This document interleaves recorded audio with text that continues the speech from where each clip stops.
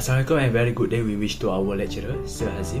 So as for today, my group consists of Adam Ahmad Danish, Muhammad Danish Aiman, Muhammad Isha Ilham, Muhammad Muaz Afiq and me, Aufar Danish, are going to give presentation to you regarding our task of assignment. So in this assignment, we are required to identify control objective, control activities, perform test of control, weaknesses, implication and recommendation for this situation. So this is the situation. So, without wasting any more time, let us begin our presentation now.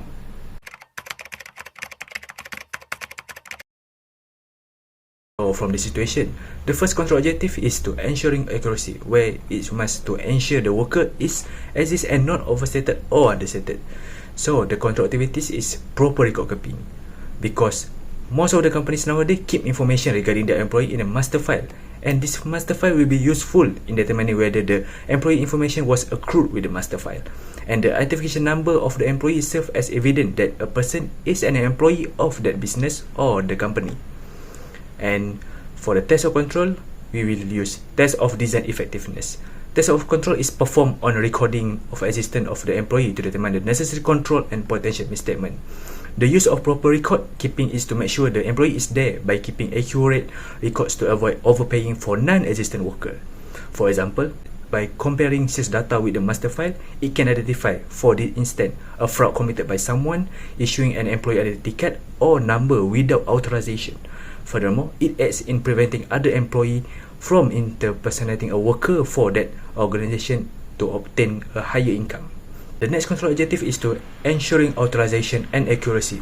The control purpose is to make sure that only employees who are authorized by the company are responsible for stuffing cash and handwritten notes about gross pay, deduction and net pay into each employee packet of paycheck. And the control activity is authorization and error prevention. It is not a good idea to give the staff the responsibility to stuffing cash, because there is chance that the staff might embezzle the money and use it for their personal gain. In this situation, it is strongly advised to entrust the responsibility for stuffing cash to a trustworthy employee or authorized person to prevent any financial irregularities in the business. Additionally, the supervisor must monitor the cash stuffing process after it is in place to be able to spot any staff behavior that could indicate abnormalities. And for test of control, we suggest to do test of authorization, where authorization to prevent irregularities, the company can delegate the task of stuffing cash to an authorized individual or trustworthy management party. And supervisor also need to oversight, which is necessary so that any irregular behavior can be quickly identified and avoided. I will present about control objective, control activities and also perform test of control. I will give 2 examples each point. For the control objective, the first point is ensuring precision. This is to verify the accuracy of calculating overtime and adding it to the normal pay using the computerized payroll system. The second one is ensuring authorization and accuracy. This is for ensuring that only authorized employees can clock in or out and that their unique employee numbers are validated. It is also to ensure that the recorded hours are accurate and complete using clock in or out system.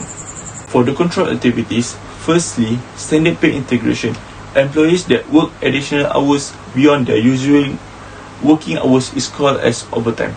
Auditing the payroll cycle entails evaluating and validating payroll computation, including the accurate calculation and payment of overtime earnings. Also, the auditor must check that the standard pay for normal working hours is calculated correctly using the agreed upon period. They must also ensure that employees' extra hours are accurately designated as overtime and reimbursement accordingly. Secondly, authorization and error prevention. In this era, most companies have used many types of methods for their employees clock in or out to apply authorization that each employee can only key in their own attendance. For example, fingerprint, facial recognition or ID card. By using this method, another employee cannot sign in their hour work for other employee. When using clock in or out system, it can also prevent from fraud or error. Compared to an old school book of hours work of employees, this method is more accurate in terms of the exact time the employees start working and they stop working. The last one is about perform test of control. Test of design effectiveness is part of test of control. Overtime is calculated and added to the normal pay through the computerized wage system. The design effectiveness test confirm that the system is appropriately designed to compute overtime based on the relevant criteria, which is how many hours spent outside of regular working hours, and apply it to the employee standard pay. This validation ensures that the system architecture appropriately catch and calculate overtime, minimizing mistakes and disparities. This approach enables organizations to maintain strong internal control and strengthen the overall integrity of their payroll operation. The second point is test of control is the accuracy and authorization. There is two different things between accuracy testing and also authorization. For the accuracy testing, the company should select a sample of clock in or out records and compare them with manual time records or supervisor approved timesheet to verify accuracy. Then verify that the recorded time entries align with the employee's scheduled working hours or shift. For the authorization, they must review the access control and user permission of the clock in or out system to ensure that only authorized personnel have access to manage and administer the system. Other than that, test segregation of duty by confirming then that the individual responsible for managing the clock in or out system are different from those responsible for process payroll. This is to avoid bias and fraud.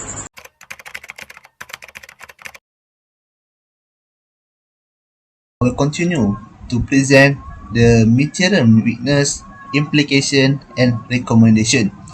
Let's start with the first situation. Workers on each side are controlled by a supervisor.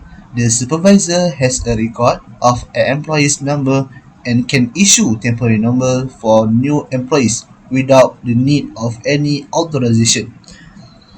Based on the situation given, we know that this company is lack of proper authorization. We can see they have a good record but not for authorization. It is because the supervisor can issue temporary number for new employees without to need any authorization. This situation can make a bad impact to the company, such as material misstatement and fraud when salaries are paid. For example, supervisor can issue many employees number to get more salaries. It will cause the company need to pay for unexist employees. To address this situation, these material weaknesses, it is recommended to Primasudin Berhad to make a review and approval process carried out by the authorization person, such as director or other observation of duties when issuing temporary number for new employees. Proper authorization practice prevent invalid transaction from occurring. And today I'll be talking about material weakness number 2, which is about lack of reliable authentication and identity procedures that in the clock in and out system is serious material vulnerability. So the implication is relying only on individual employee numbers could leave you open to fraud, such as employees swapping numbers or strangers using legitimate employee numbers to clock in and out. The accuracy and the dependability of the tallied hours worked can be compromised by insufficient efforts to verify the identity of the personnel. So the improvement of the recommendation that we are suggesting to Prima Sendirian Berhad is that Prima Sendirian Berhad is advised to create a new procedure that is more sufficient and dependable for the clock in and out to address this material weakness. A fingerprint scanner is one of the methods that can be implemented. Comparatively speaking, fingerprint scanners offers a better level of identification, verification, and authentication than unique employee numbers. The fact that every person's fingerprint is distinct make it much more difficult for us to manipulate the system. So by guaranteeing that only authorized employee can use their biometric data fingerprint to clock in and out, this improve internal control.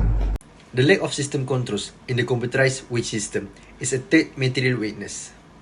This inadequacy can lead to incorrect or manipulated overtime calculations if not properly controlled through input validation, data verification, or job segregation.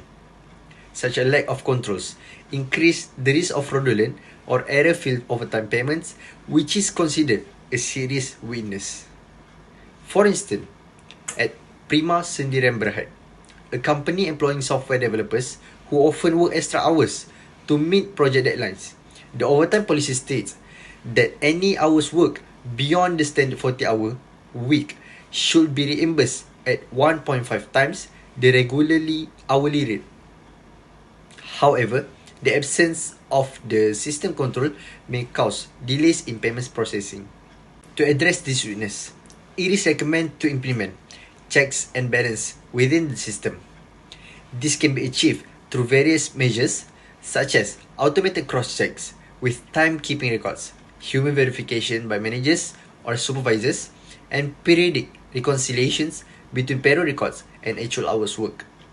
Additionally, frequent audits should be conducted to ensure the accuracy, integrity, and compliance of the computerized pay system with relevant labor rules and regulations. These audits should be carried out by impartial internal or external entity with expertise in payroll management.